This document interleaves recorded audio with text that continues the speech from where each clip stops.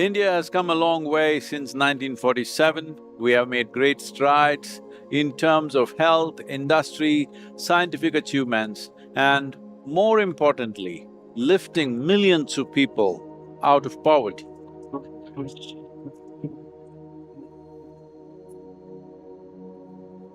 But many challenges still face the nation.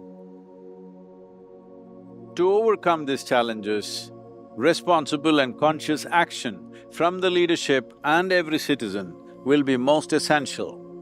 When I closed my eyes for months on end and sat, everybody wrote me off, you know. I went and sat in a small farm in a remote place, closed my eyes and simply sat. Food didn't come very often, so I lost a lot of weight. I was very muscular and strong when I was a student. Then I closed my eyes and sat, food doesn't come by itself, you have to go behind it. So I lost a lot of weight and simply sat there. Of course, my parents were super disappointed. My teachers, one by one, they started coming and said, "We thought you will do something, but you're gone, you finished." I said, I've never been this great in my life. I mean, I've lost weight, maybe I don't have money, but I have never felt life was this fantastic as it is right now. So what's fantastic about you? Because your friends have become engineers, doctors, IAS officers, what's fantastic about you? I said, I don't care what they have become, I know something fantastic has happened within me. Will the world value this or not, who cares? In terms of life, I have found something super fantastic, and that's all that matters. They thought I've lost my mind also. At one time, they really thought I need psychiatric evaluation simply because you are not trying to be better than somebody. Because the entire world seems to be, but this is the ethos of this nation. We never looked at how somebody else is doing. There are beautiful stories like this. On this side of the river, there's one village, on that side of the river, another village.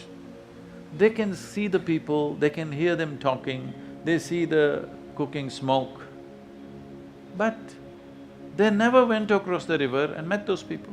Said, they seem to be living well, we are fine here, why should we go and see? They never went. People will say, oh, these people have no exploration sense. Well, all the explorers went into India, Africa, Asia, Australia. What have they done? Slaughter in the end. We never had such a need because this was a land of seeking. Seeking and knowing was the highest value. Conquering and establishing something was not the highest value. Establishing the human being was the biggest value, not establishing other edifices and structures in the society. This people thought is a disadvantage, but at the same time we became the most vibrant economy on the planet. For many centuries, we were the only real economy.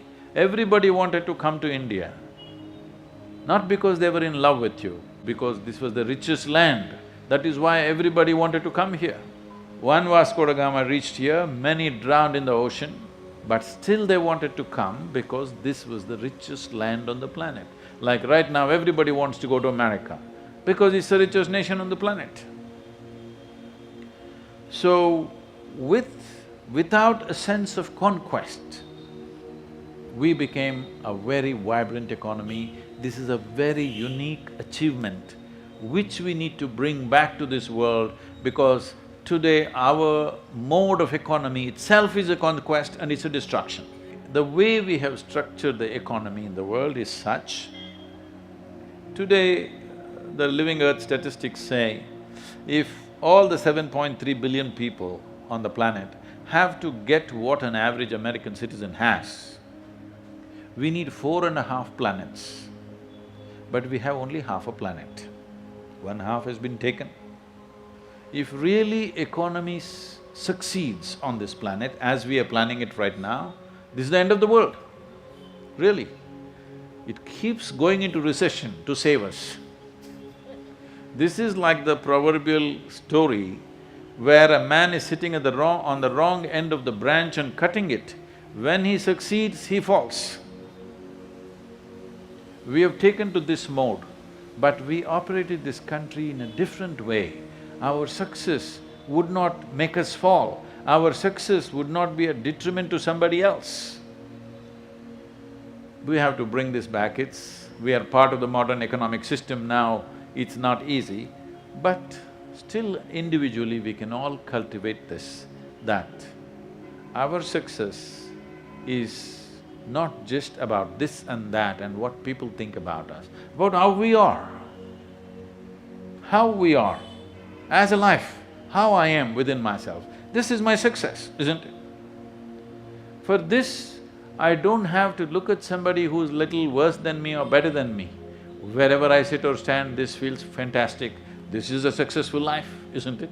As a generation of people, there are many other things that need urgent action as well. Among these, the most important challenge that we face right now is soil degradation in the country. Unfortunately, this is a reality in large parts of the world, but particularly in India, it is a big challenge. We are heading to a place where our food and water scarcity is reaching a dangerous point. A couple of failed monsoons, we could face severe levels of strife and suffering happening in this country. Unless we turn this situation around, the planet that we hand over to the coming generations will be in such a state, they will look back and curse us. That's how we're leaving it. It's extremely important we leave rich soil, clean water and clean air for people to live, because good life comes not because of wealth, but because of clean water, clean air, nutritious food. These things are being severely threatened right now with soil degradation. This is the most important aspect that we need to address. In our concerns of the pandemic, we should not miss this point that our soil needs care. Well, I've been speaking to a lot of experts in the field, and everywhere there is enough awareness about the problem and also the solutions. It is just that to implement, it needs people's cooperation.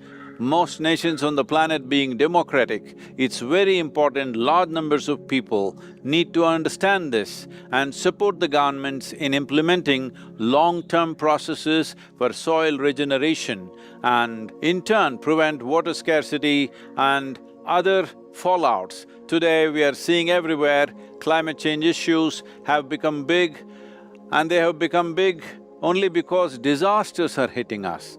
As conscious human beings, let us not wait for a disaster to come and strike us.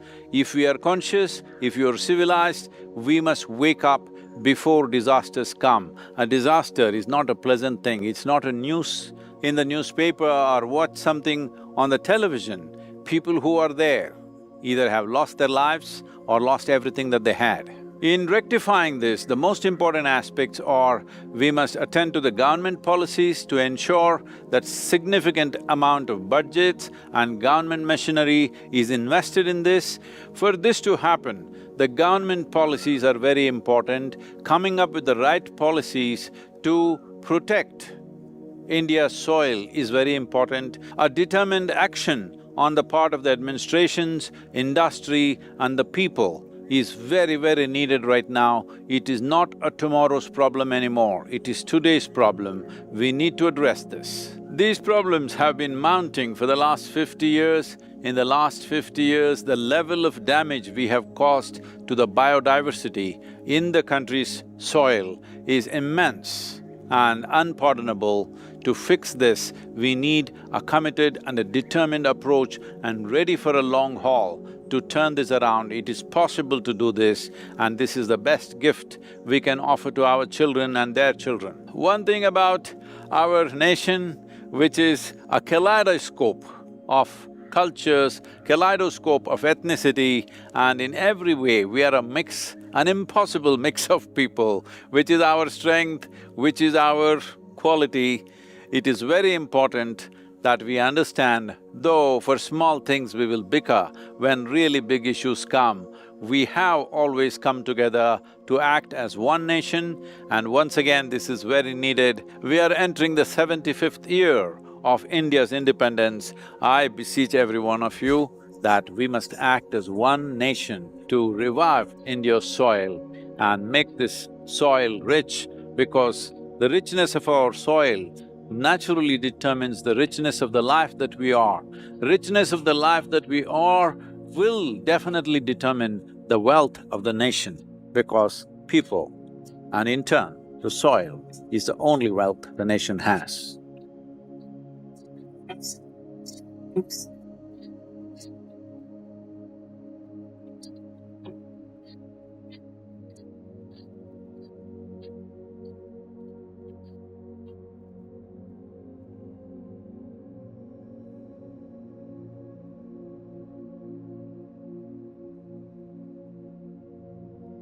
Let's take the quiet breath together, slowly and gently.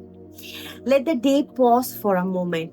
Just breathe and be. As you sit with what you have just heard, allow the thoughts to settle like dust after a storm. No need to rush to conclusions, no need to label anything as right or wrong. Just take your time. Life, after all, is not a race, it is a journey. And every journey needs moments of stillness, of reflection. Sometimes, when we look at our nation, our people, our past, and our future, it can feel overwhelming. So much history, so much struggle, so many hopes, so many setbacks. But within it all, there is also something very beautiful, the spirit that refuses to give up. We come from a land that has seen the rise and fall of empires, the scar of colonization, and yet, through it all, we have carried something precious.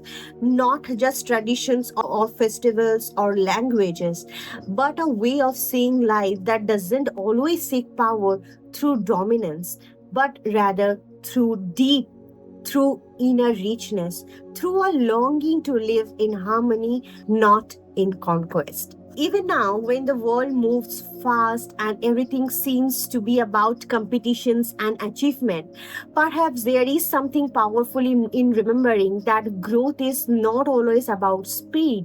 It's about direction, it's about the route we come from and the values we carry forward. So, as we look ahead, it is easy to be discouraged by what still needs to be done. There are challenges, yes. Poverty, inequality, educational gap, environmental stress. But there is also something greater. There is potential, there is heart, there is a deep, ancient intelligence that still lives in the soil of this land and in that hearts of its people. Maybe, just maybe, if we began with awareness, if we start by seeing, truly seeing who we are, where we are, and where we wish to go, things can shift. Not overnight, not through grand speeches, but slowly, quietly through the choices each of us make every day. We are more than our past, we are more than our present struggles. We are the hands and minds that will shape the future. Whether we choose division or unity, fear or courage, or stagnation or progress, this is up to us. And the beauty is, we do not have to do it all alone. Look around. Despite the noise, despite the opinions, there is still a common longing in all of us to live better, to do better, to be better for ourselves and for this land we call our home. So let's hold this in our heart for a moment. Let's carry this gently, not with pressure, but with care, with compassion and devotion. And remember, sometimes the greatest shift begins not with loud declarations, but with quiet clarity. Thank you for sitting with this. Thank you for giving space to thoughts that are not always easy. And thank you for being willing to listen, to pause, and to be present. If you made it so far, thank you so much for being with us. Do remember, this is not a summary of Sadhguru's word, it is simply my interpretation of the deep wisdom he imparted. Kindly keep them separated and do not misunderstand. Thank you for joining, and we will see you tomorrow. Until then, please take care. Namaskar. Chandrachud Shiv Shankar Parvati Ramana निनगे Namo Namo